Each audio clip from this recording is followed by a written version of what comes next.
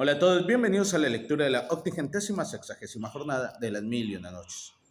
Ella, Sherazade, dijo, y después del matrimonio de su hijo Ali Baba, que se había hecho prudente, seguía los consejos de luz nocturna y escuchaba sus avisos, aún se abstuvo por algún tiempo de volver a la caverna por temor de encontrarse allí con los dos ladrones cuya suerte ignoraba y que en realidad, como sabes, oh rey afortunado, habían sido ejecutados por orden de su capitán. Y solo al cabo de un año, cuando estuvo completamente tranquilo por esa parte, se decidió a ir a visitar la caverna en compañía de su hijo y de la avispada Luz Nocturna. Y Luz Nocturna, que iba observándolo todo por el camino, vio, al llegar a la roca, que los arbustos y las hierbas grandes obstruían por completo la vereda que conducía allí, y que además en el suelo no había huella alguna de pasos humanos ni el menor vestigio de caballos. Y sacó en consecuencia que nadie había ido allí desde hacía mucho tiempo, y dijo a Ali Baba: «Oh, tío mío, no hay inconveniente. Podemos entrar ahí dentro sin correr peligro». Entonces Ali Baba, extendiendo la mano hacia la puerta de piedra, pronunció la fórmula mágica diciendo: «Sésamo, ábrete». Y lo mismo que antes, obedeciendo las dos palabras y como movida por servidores invisibles, la puerta se abrió en la roca y dejó paso libre a Ali Baba, a su hijo y a la joven luz nocturna. Y Ali Baba comprobó que nada había cambiado, en efecto, desde su última visita al tesoro, y hubo de complacerse en enseñar a Luz Nocturna y a su esposo las fabulosas riquezas de que en lo sucesivo era único poseedor.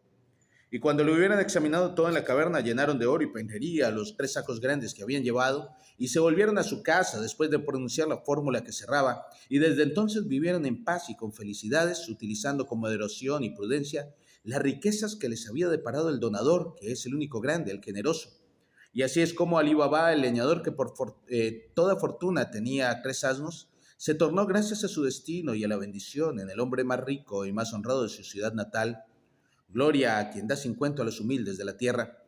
Y he aquí, oh rey afortunado, continuó Sherazade, cuanto sé de la historia de Ali Baba y de los 40 ladrones, pero Alá es más sabio.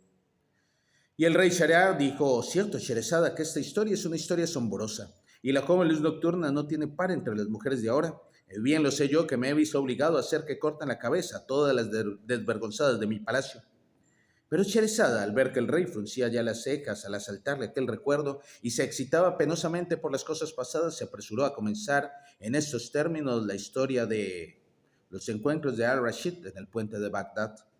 Y viendo Sherazada que el recuerdo de las tribulaciones antiguas, el rey Shahriar fruncía ya las cejas, se apresuró a empezar la nueva historia diciendo: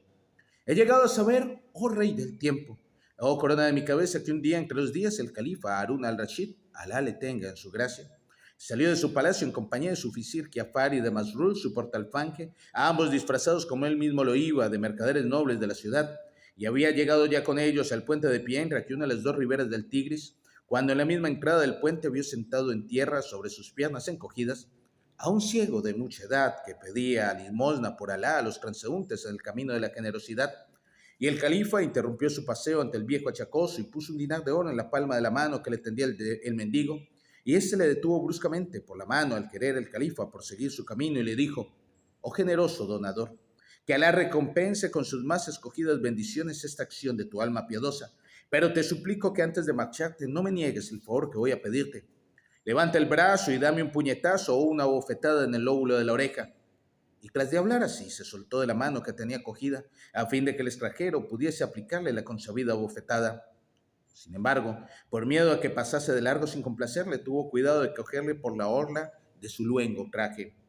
Y al ver y oír aquello, el califa se quedó muy perplejo y dijo al ciego: «Oh tío, Alá me libre de obedecer a tu mandato, porque quien da una limosna por Alá no debe borrar su mérito maltratando al que beneficia con esa limosna, y el maltrato al cual me mandas que te sometas es una acción indigna de un creyente». Y tras de hablar así, hizo un esfuerzo para que le soltara el ciego. Pero no había contado con la vigilancia del ciego, que suponiendo el movimiento del califa, hizo por su parte un esfuerzo mucho más grande para que no le soltara y dijo: «Oh mi generoso señor, perdóname mi importunidad y el atrevimiento de mi conducta, y déjame implorarte aún que me des esa bofetada en el lóbulo de la oreja. De no ser así, prefiero que recojas tu limosna,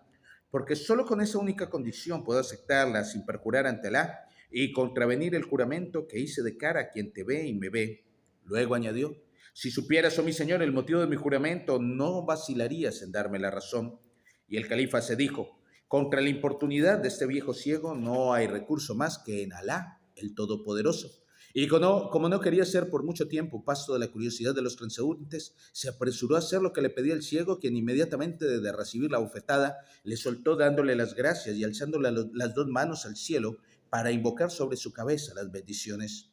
Y al-Rashid, libre de aquello, se alejó con sus dos acompañantes y dijo a Giafar, por Alá, que la historia de ese ciego debe de ser una historia asombrosa y su caso un caso muy extraño.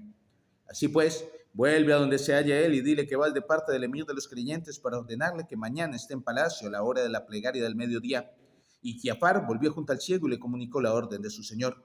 Luego fue a reunirse con el califa y habían dado pocos pasos cuando divisaron en la orilla izquierda del puente, sentado casi enfrente del ciego, un segundo mendigo, lisiado de ambas piernas y con la boca hendida. Y a una señal de su amo, el portalfanque Masrur se acercó al lisiado de ambas piernas que tenía la boca hendida y le dio la limosna que estaba escrita en su suerte aquel día. Y el hombre levantó la cabeza y se echó a reír diciendo, wallah, en toda mi vida de maestro de escuela he ganado tanto como acabo de recibir de manos de tu generosidad, oh mi señor. Y al-Rashid, que había oído la respuesta, se encaró con Giafar y le dijo, por vida de mi cabeza, si es su maestro de escuela y se ve obligado a mendigar por los caminos, sin duda debe ser extraña su historia.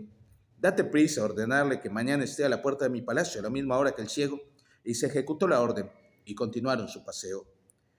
Pero aún no habían tenido tiempo de alejarse del lisiado cuando le oyeron invocar a grandes gritos las bendiciones sobre la cabeza de un jeque que se había acercado a él, y miraron hacia allá para ver de qué se trataba, y vieron que el jeque procuraba esquivarse muy confuso por las bendiciones y alabanzas de que era objeto, y por las palabras del lisiado comprendieron que la limosna que el jeque acababa de entregarle era más considerable todavía que la de Masrur, y que nunca la había recibido igual el pobre hombre. Y Harún manifestó a Giafar su asombro al ver que un simple particular daba una prueba de largueza mayor que la suya propia y añadió, me gustaría conocer a ese jeque y profundizar en el motivo de su generosidad. Ve pues, oh Giafar, a decirle que tiene que presentarse entre mis manos mañana por la siesta, a la misma hora que el ciego y el lisiado. Y se ejecutó la orden.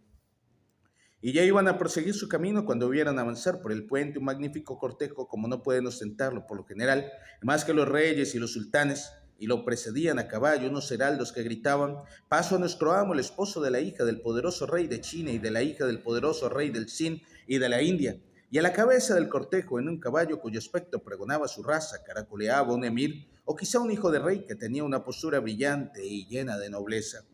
E inmediatamente detrás de él iban dos sais que conducían con un rosal de seda azul a un camello maravillosamente enjaezado y cargado con un palanquín en que, bajo un palio de brocado rojo, estaban sentadas una a la derecha y otra a la izquierda las dos jóvenes princesas, esposas del jinete, con el rostro cubierto por un velo de seda anaranjada. Y cerraba el cortejo una orquesta de músicas que tocaban aires indios y chinos en sus instrumentos de formas desconocidas.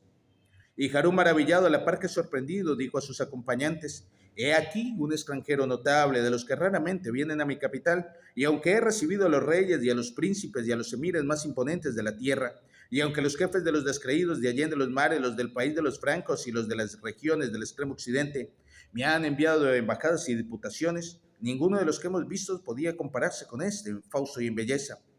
Luego se encaró con su portafanque Masrur y le dijo, date prisa, oh Masrur, a seguir a ese cortejo con objeto de que vea lo que haya que ver y vuelva sin tardanza para informarme en palacio, teniendo antes cuidado, sin embargo, de invitar a este noble extranjero a presentarse mañana entre mis manos a la misma hora que el ciego y el lisiado y el jeque generoso. Y cuando Masrur se marchó para ejecutar la orden, el califa y Jafar atravesaron el puente por fin. Pero apenas habían llegado al extremo, divisaron en medio del meidán que se abría frente a ellos y que servía para justas y torneos, una gran aglomeración de espectadores que miraban a un joven montado en una hermosa yegua blanca, a la que lanzaba a toda brida por uno y otro lado, castigándola a latigazos y espolazos sin compasión, de manera que el animal echaba espuma y sangre y le temblaban las patas y el cuerpo todo.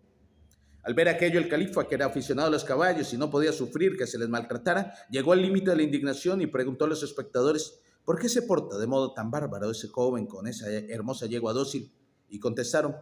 no lo sabemos si solo el Alá sabe, pero todos los días a la misma hora vemos llegar al joven con su yegua y asistimos a este espectáculo inhumano. Y añadieron, al fin y al cabo es dueño legítimo de su yegua y puede tratarla a su antojo. Y Harún se encaró con Jafar y le dijo, te dejo el cuidado, oh Jafar, de informarte por ese joven de la causa que le impulsa a maltratar de tal suerte a su yegua. Y si se niega a revelártela, le dirás quién eres y le ordenarás que se presente entre mis manos mañana por la siesta, a la misma hora que el ciego, el lisiado, el jeque generoso y el jinete extranjero. Y Giafar contestó con el oído y la obediencia, y el califa le dejó en el Meidán para regresar a palacio solo aquel día. En ese momento de su narración, Sherezade vio aparecer la mañana y se cayó discretamente. Y yo discreto, guardo silencio, no sin antes invitaros a que me acompañéis en la lectura de la 81ª sexagésimo primera jornada de las 1001 noches. Muchas gracias.